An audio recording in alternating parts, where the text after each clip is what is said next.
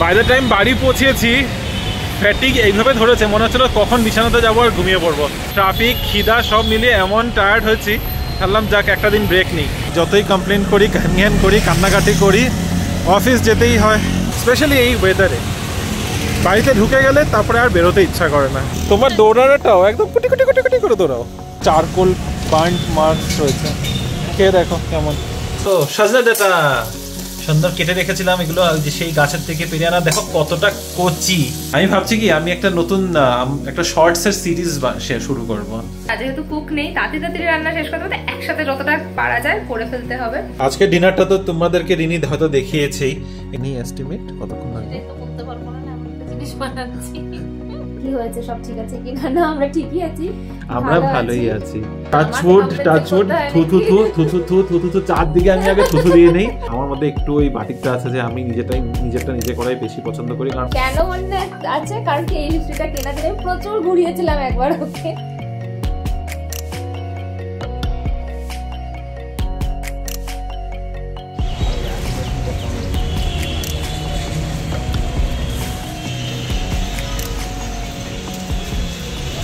Good evening BB family, welcome back to the channel. আশা করছি তোমরা সবাই খুব ভালো আছো, আমরাও ভালোই আছি।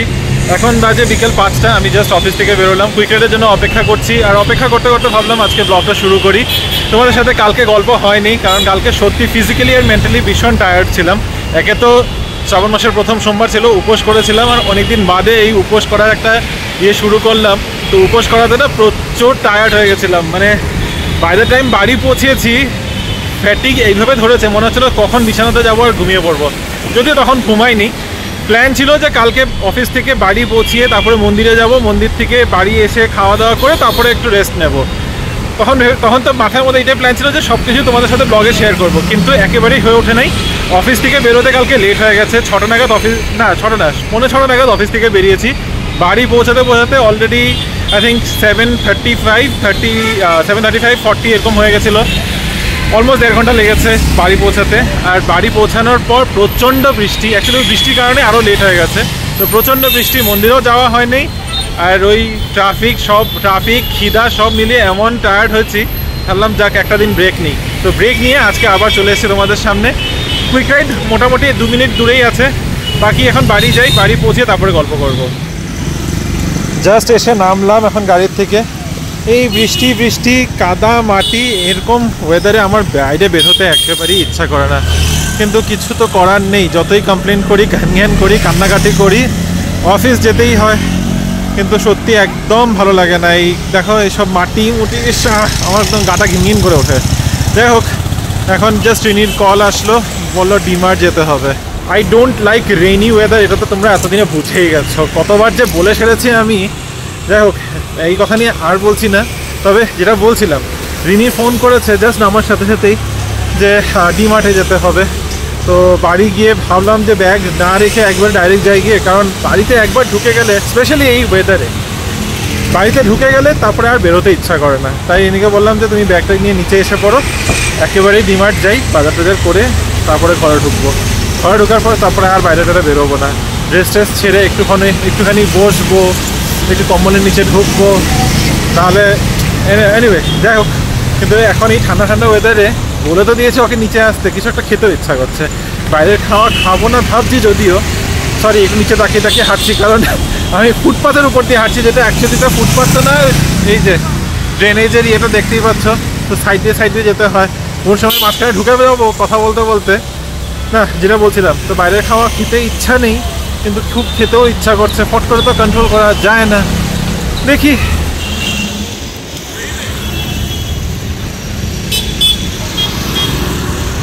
কুটি পায়ে দৌড়তে ওই যে আসছে ম্যাডাম।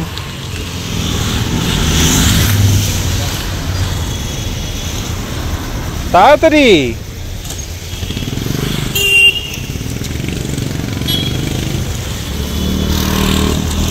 তোমার দৌড়ানোটাও একদম কুটি করে দৌড়াও, এই ইঁদুরের মতো। চলো কি আমার পায়ের দিকে কি দেখছো? সকালবেলা আমাদের যে নিচে যে জায়গাটা আছে যেখানে ওয়াক করে সবাই, কি ওয়াক করার জায়গাটা যে আছে গ্রাউন্ড, নিচে এদিকে জাবরাতে যাচ্ছ কেন? What is it? যে ওয়াক করার জায়গাটা আছে, যে হোয়াইট কালারে আলাদা করে টাইলগুলো লাগানো আছে না, তুমি জাস্ট 8টা স্টেপে ওটা শেষ করে ফেলেছো সকালবেলাতে। ওটা তো পিছন দিকে গেছি আমরা। যেটাই হোক, তোমার 8টা স্টেপ লেগেছে ওটাকে শেষ। তুমি উপর থেকে দাঁড়িয়ে দাঁড়িয়ে কাউন্ট করছো।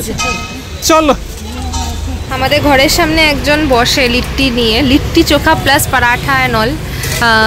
সে হচ্ছে অর্পিতা সোসাইটিতে থাকে, তারই দোকান এটা, আর ভীষণ ভালো চলে। আমরা অর্পিতার বাড়িতে ফার্স্ট টাইম খেয়েছিলাম, তারপরে আমরা কোনোদিনও কিন্তু কিনে আর খাইনি। আমরা এইচএসআইটাতে খাই, এখানে বাড়ির সামনে আছে না। হ্যাঁ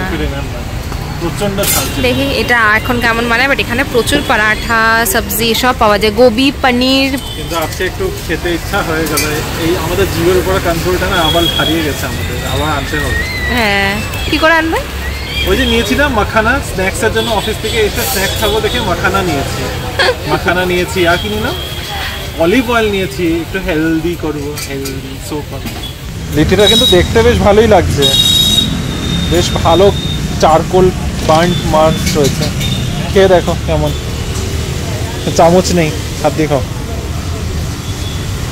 খাও, কি আছে?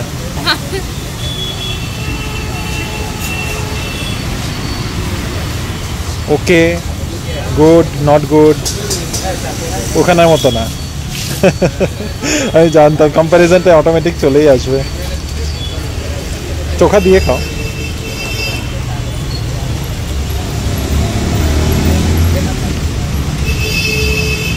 এখন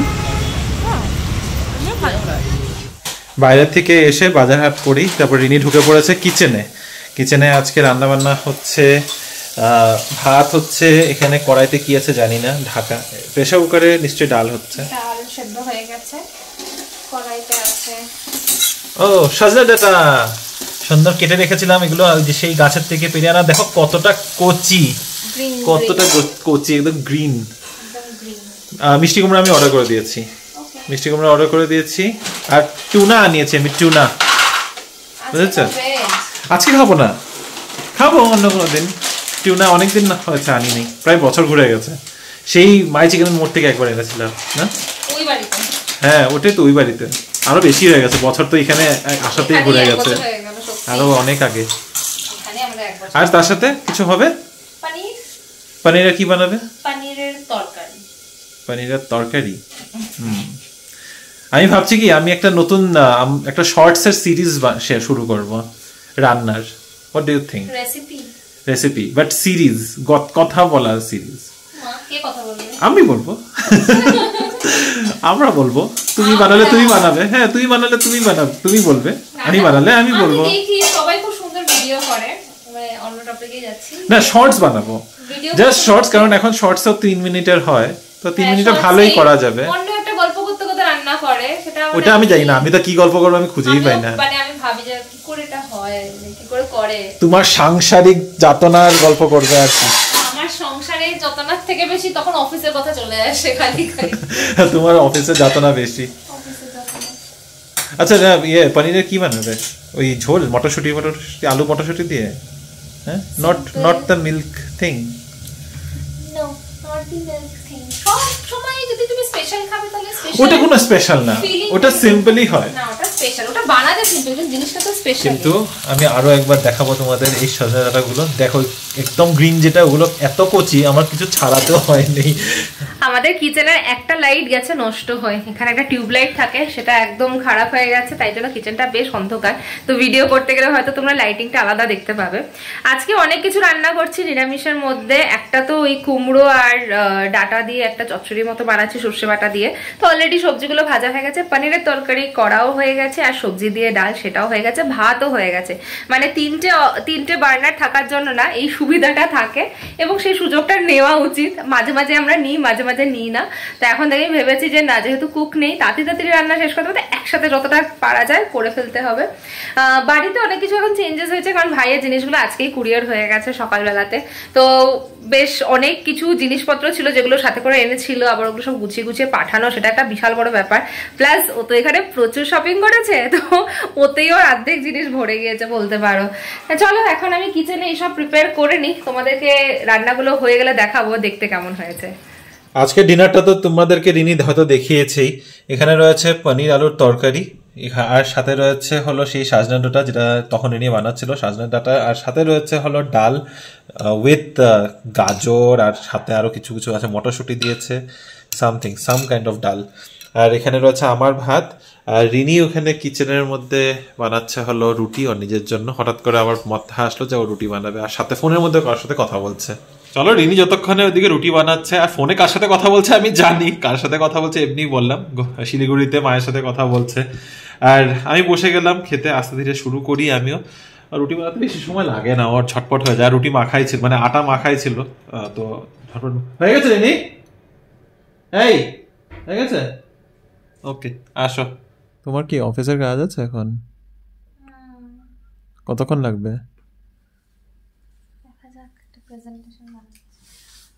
প্রেজেন্টেশন বানাচ্ছ তো ঠিক আছে, মানে এনি এস্টিমেট কতক্ষণ লাগবে? সেটাই তো বলতে পারবো না, এমন একটা জিনিস বানাচ্ছি।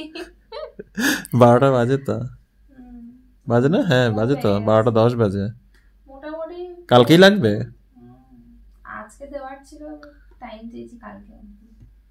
ওকে। আমার শরীর দিচ্ছিল না। রিনি তো এখানে ওর অফিসের কাজ নিয়ে ব্যস্ত আছে, তাই ওকে বেশি ডিস্টার্ব করবো না। ওকে পাশে বসিয়ে রেখেছি, বা বলতে পারো আমি ওর পাশে বসেই আজকে কমেন্টস গুলো পড়ি তোমাদের। বেশ লাস্ট 2-3 দিনে একদম কমেন্ট পড়া হয় নাই, আর গতকাল তো ভিডিওই করি নাই তো। আর তোমরা গতকাল ভিডিও করি নাই দেখে আমি একটা পোস্ট দিয়েছিলাম ইউটিউবে যে আমরা মেন্টালি ফিজিক্যালি একটু টায়ার্ড হয়ে গেছিলাম, তাই একটা দিনের ব্রেক নিয়েছি, একটা দিনের বিরতি নিয়েছি। তোমরা অনেকে ওটার মধ্যে কমেন্ট করেছো, আমরা কেমন আছি জিজ্ঞাসা করেছো। আই থিঙ্ক শর্মিলি আন্টি মেসেজও করেছে, অনুজা আন্টি কমেন্ট করেছে। হ্যাঁ, যে কি হয়েছে, সব ঠিক আছে কিনা? না, আমরা ঠিকই আছি, আমরা ভালোই আছি, আমরা সত্যি ভালো আছি। জাস্ট কালকে ওই যে বললাম, কালকে অফিসে দুজনেরই খুব হেক্টিক কাজ ছিল, প্লাস অফিস থেকে বাড়ি ফিরতে ফিরতে এতটা লেট হয়ে গেছে। ব্যাঙ্গালোরে বিভৎস বৃষ্টি হয়েছে, তোমরা ডিফারেন্ট এরিয়া থেকে আমাদেরকে দেখো, কিন্তু সত্যি কালকে পুরো ব্যাঙ্গালোরে এতটাই বৃষ্টি হয়েছে যে পুরো জল দাঁড়িয়ে গেছে। ওই বৃষ্টি হাটকে ঘরে ঢুকে ঢুকে কালকে দুপুর 3টার থেকে বৃষ্টি শুরু হয়েছে, 3টার থেকে বৃষ্টি শুরু হয়েছে অলমোস্ট বিকেল 8টা পর্যন্ত। আমি তো বৃষ্টি পেয়েছি, সেই বৃষ্টিতেই ট্রাফিকের মধ্যে যুদ্ধ করে বাড়ি আসা, অফিসের কাজ, বাড়িতে এসে তারপরে আবার মানে যেহেতু উপোস ছিলাম তো সবকিছু মিলিয়ে না আর শরীরে দিচ্ছিল না, সব মেন্টালি আর ফিজিক্যালি মানে দুটোই আমাদের মনে হচ্ছিল যে না আর আজকে হচ্ছে না। তো ফাইনালি ওই কারণেই ব্রেক নিয়েছি। আমরা এখন ভালোই আছি, আজকে অফিসেও গেছি, সব ঠিকঠাক আছে। আজকে আবার ভিডিও করছি, তবে আর ডিলে করছি না, ঝটপট করে কমেন্ট সেকশনে চলে যাচ্ছি। বেসড মানব করে একজন কমেন্ট করেছে, sorry but there is no language war in Bangalore like Maharashtra.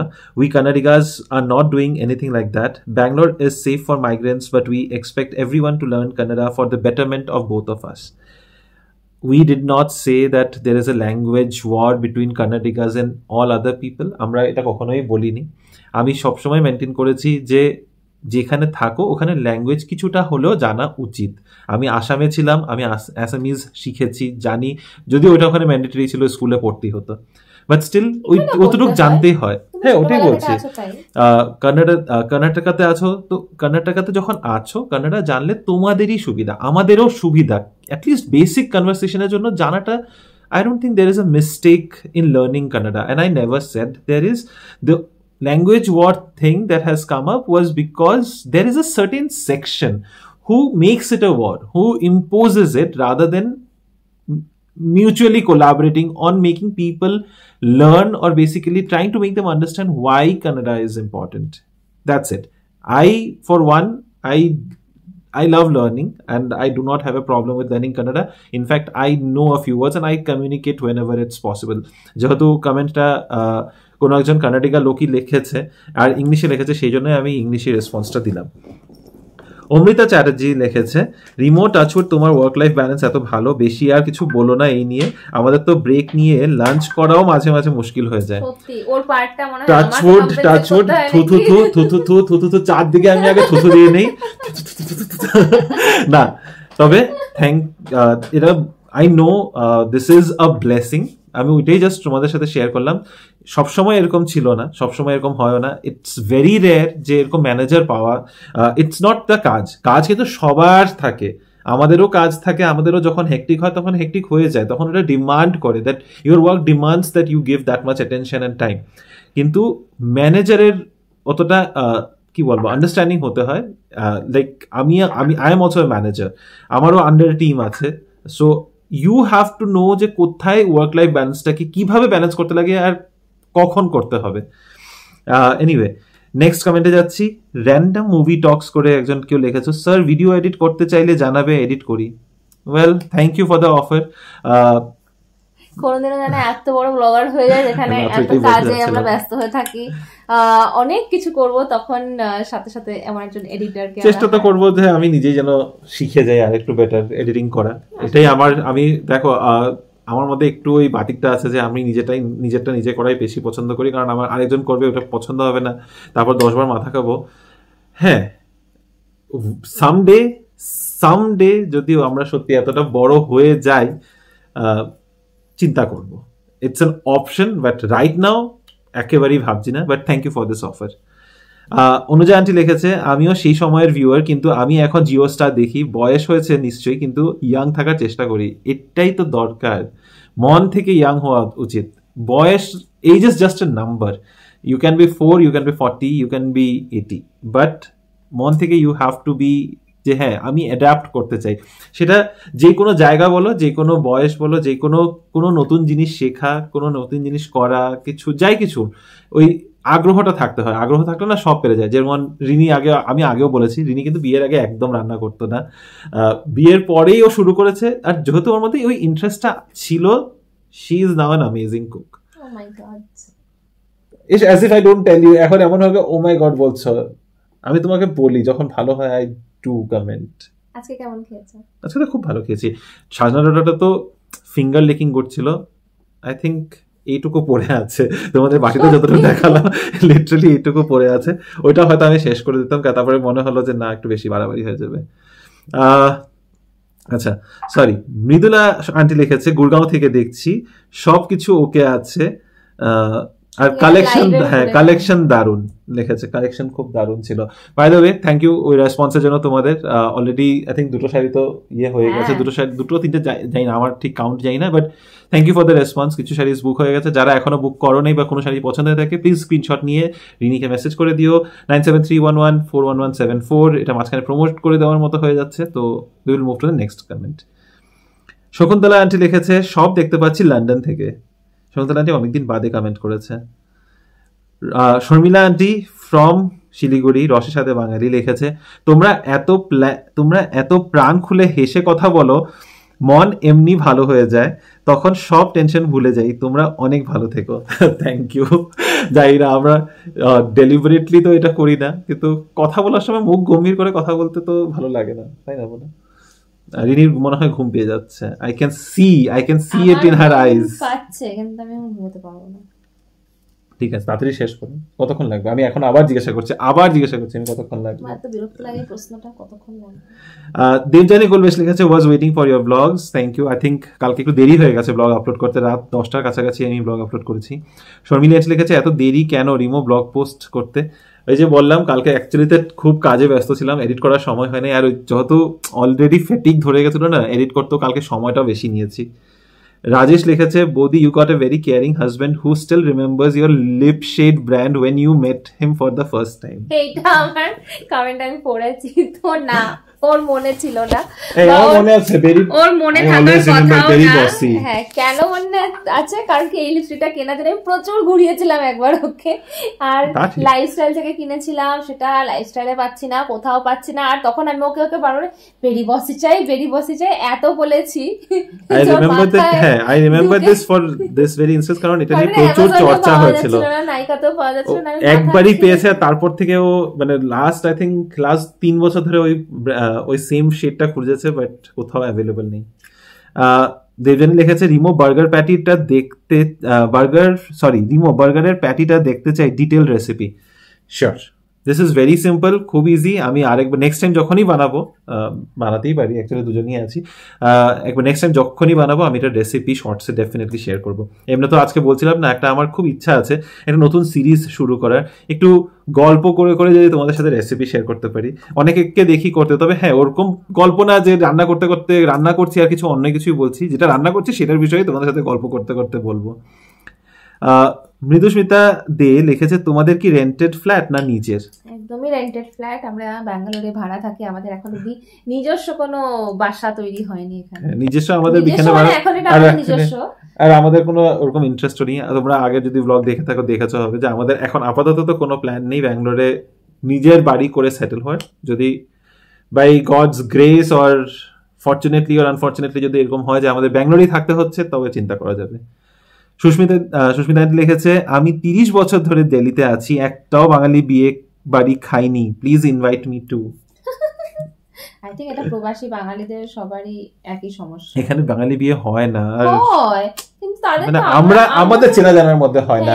আমাদের চেনা জানার মধ্যে যাদের বিয়ে হয় সেই কলকাতা বা আসামেই গিয়ে হয়, আর তখন আমরা যেতে পারি না। সঙ্গীতা মাইতি লিখেছে তোমরা রিদকে নিয়ে প্রাণীতে যেতে পারো, ওর খুব মজা হবে ওখানে, আমি দেখেছি তোমরা সবাই মিলে অনেক জায়গাতে ঘুরতে যাও তাই বললাম। একটা আমারও ইচ্ছা আছে। প্রাণী হচ্ছে হলো একটা ওয়াইল্ড লাইফের মানে নট ওয়াইল্ড লাইফ, বেসিক্যালি ওখানের মধ্যে ওই লাইভ অ্যানিমালস পেটিং জু টাইপ আর কি, ওই ল্যাম্প গোট ওসব থাকে ওখানের মধ্যে। তো আই নো ওখানে আরো আছে ব্যাঙ্গালোরের মধ্যে না, এক দুটো আরো আছে, একটা তো কানাপুরা রোডের কাছে আছে আমি জানি, কিন্তু নামটা ভুলে গেছি।